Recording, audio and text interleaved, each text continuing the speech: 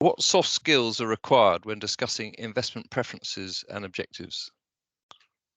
Well, I think the phrasing soft skills is absolutely right. But if I can take a step back for a second, and just look at the client relationship, let's say bringing on a new client. So, yep, you do the fact find.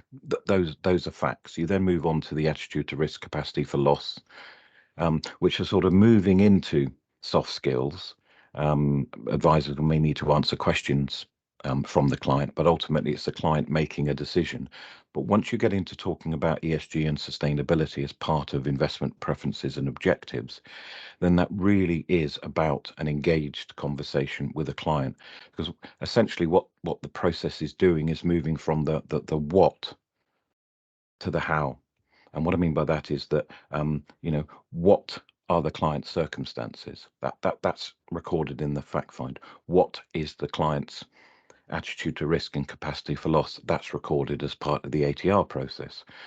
But the how would you like your money invested?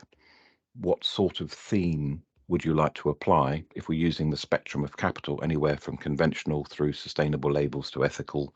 Um, so those are soft discussions, and advisors already have the soft skills. What they need to do is make some changes to the way that they use those skills to introduce new vocabulary, and a new area to talk about.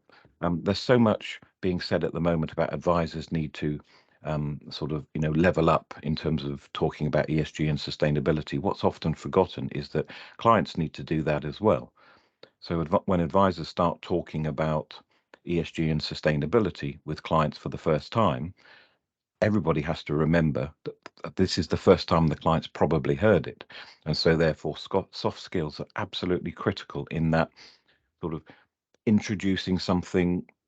It's a sort of almost like a tennis match, backwards and forwards, putting some information, finding out that was too much, drawing back, going down a different route, and saying, okay, these are things that are important for you to think about. Even if sustainability isn't right for you, you need to understand what it is in order for to say it's not right for me. I'd rather have an ESG or just a conventional route. So, sort of fine tuning those soft skills around ESG and sustainability is going to be an absolutely essential part of delivering advice in this area.